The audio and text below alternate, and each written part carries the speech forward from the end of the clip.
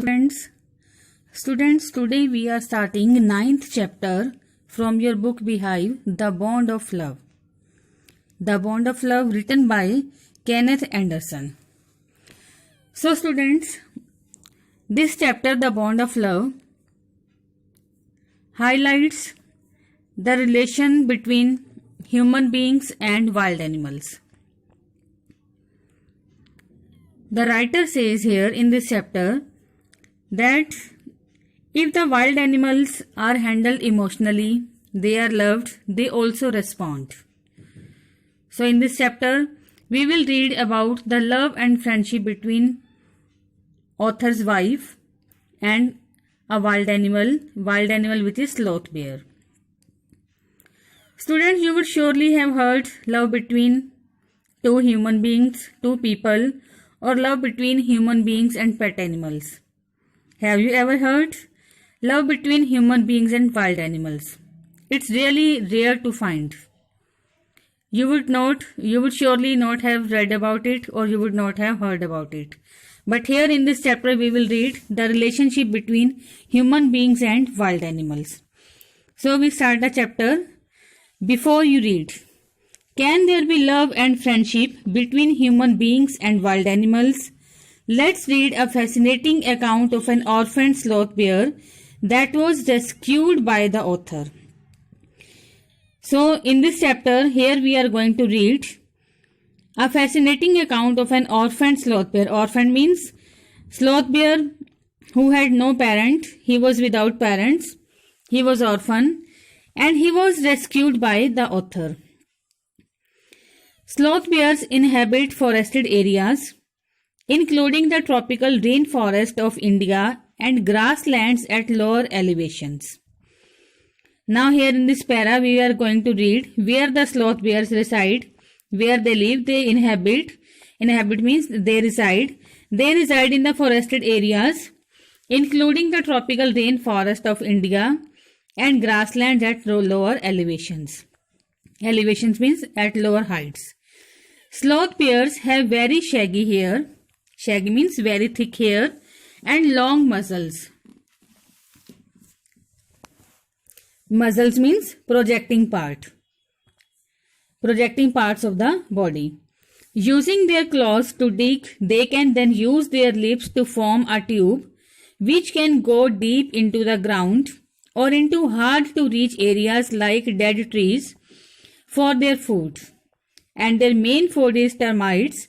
You can hear them suck up their food from several feet away.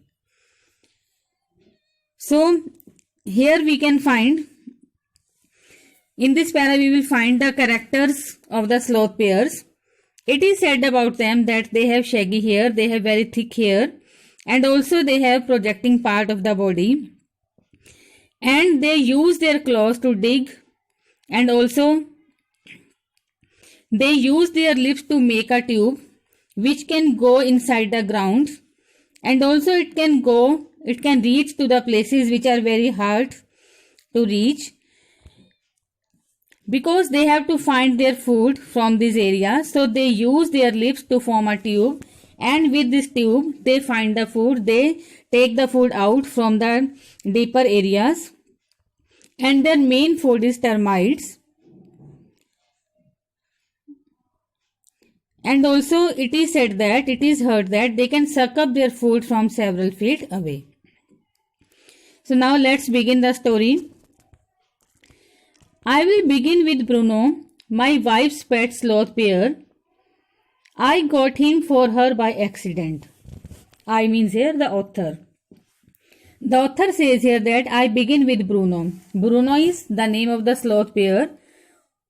Sloth bear who was his wife's pet. And he said here that he had got this Bruno by chance. He had got it by chance.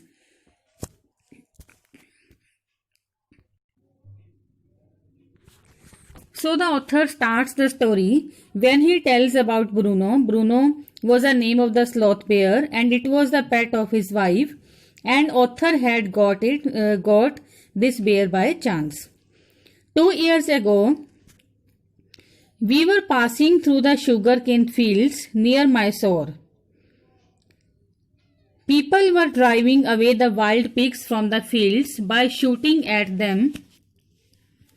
Some were shot and some escaped. We thought that everything was over when suddenly a black sloth bear came out panting in the hot sun. Now the author starts the story how he got Bruno. As in the starting line he says he had got Bruno by chance. Now he starts how he got it. He says that before 2 years he was passing through the sugarcane fields which were near Mysore, and they saw, we means here the author and his friends, and they saw people were driving away the wild pigs from the fields by shooting at them, and they saw the people were throwing away the wild pigs from the fields and they were shooting at the wild pigs. They had come in the sugarcane fields. Some were shot and some escaped. Some wild pigs were shot by the people and some had escaped their lives. We thought that everything was over when suddenly a black sloth bear came out panting in the hot sun. Panting means breathing very heavily. Means taking short and quick breaths. Now author says here that he and his companions, his friends, thought that everything is over now.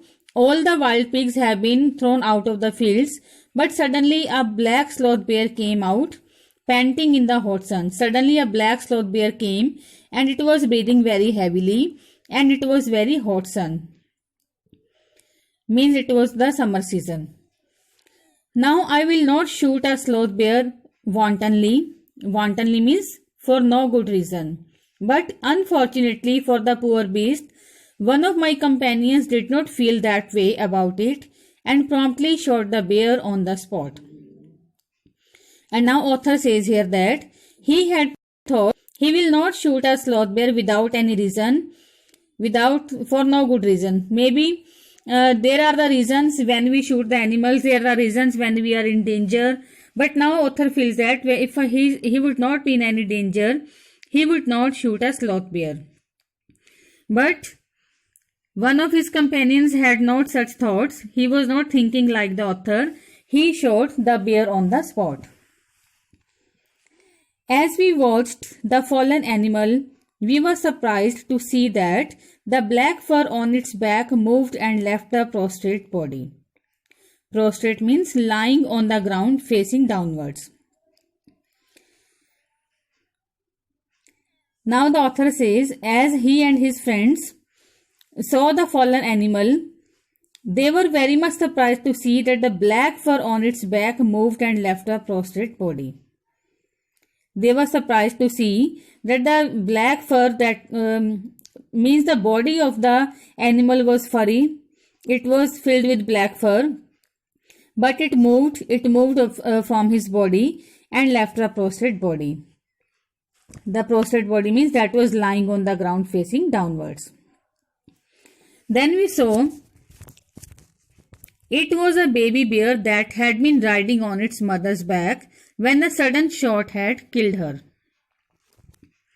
But now the author says that they saw that it was baby bear, as they had thought that the black fur that was lying on the body of the animal that had separated from the animal when it was shot, but actually it was not the furry body, it was baby bear that was riding on its mother's back when he was shot.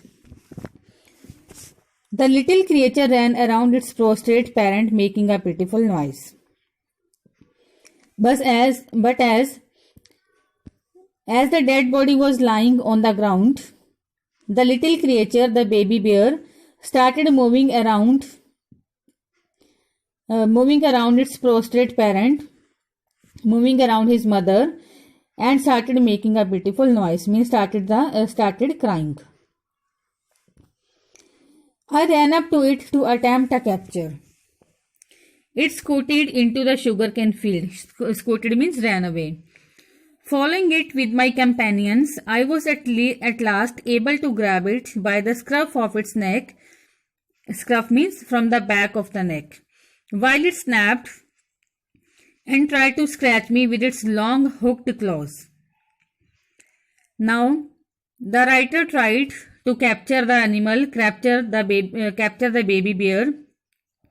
But as he was trying to capture it, the baby bear ran away into the sugarcane field, and then the author and his companions followed the baby bear, and at last they were able to hold the baby bear, and they hold the baby bear from the back of the neck. And while they were holding the baby bear, it was trying to free itself from the author, and it started to scratch the author. We put it in one of the gunny bags we had brought, and when I got back to Bangalore, I duly presented it to my wife. We put it in one of the gunny bags. Gunny bags means the jute bags. Then the author and his companions put the baby bear into the gunny bag they had brought with them, and when he went back to Bangalore, he presented it to his wife. She was delighted. Delighted means she was very much happy. She at once put a colored ribbon around its neck, and after discovering the cub was a boy, she christened it Bruno. Christened means named it. When author went back to Bangalore, he gifted this baby bear to his wife, and after getting this gift, she also became very much happy, and at once she put a colored ribbon around the neck of the baby bear. And after she found that the baby bear was a boy, she named it Bruno. Bruno soon took to drinking milk from a bottle. It was but a step further, and within a very few days he started eating and drinking everything else. Now Bruno started drinking milk from a bottle just like the human beings. But after some days, it started eating and drinking all the things, everything else it started eating. As we can say, the baby bear was a wild animal. So that's why it started eating and drinking everything. And everything is the right word. For he ate porridge made from any ingredients, vegetables, fruit, nuts, meat, especially pork, curry and rice regardless of condiments and chilies.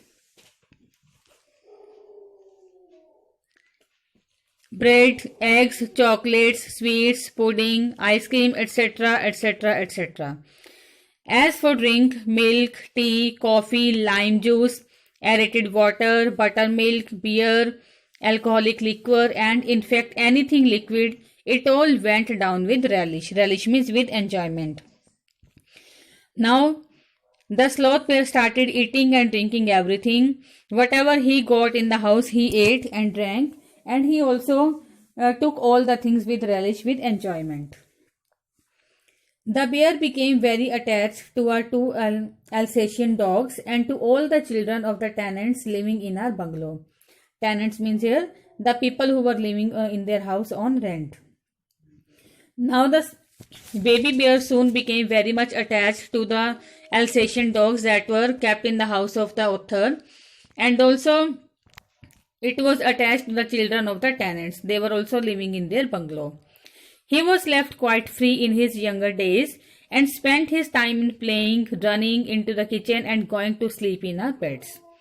As the baby bear was kept just like a human baby in the house, he was loved very much by all the family members, and he was free to move here and there anywhere in the house, and he spent his time while playing, running, and also going to sleep in our beds. Just like the human beings, just like the babies, he also slept on the bed with author and his wife. One day, an accident befell him. I put down poison, barium carbonate, to kill the rats and mice that had got into my library. But now, one day an accident befell upon him. As the author had put some poison to kill the rats and mice that had got into his library. Bruno entered the library as he often did, As we have read in the above para that he was free to move anywhere in the house, so he entered the library of the author also. But on that day he had put some poison in the library to kill the rats and mice. Bruno entered the library as he often did and he ate some of the poison. But by chance, as he didn't know about the poison, he ate the poison also. As he was in the habit of eating and drinking everything whatever he got in the house and he ate the poison also, paralysis set into the extent that he could not stand on his feet.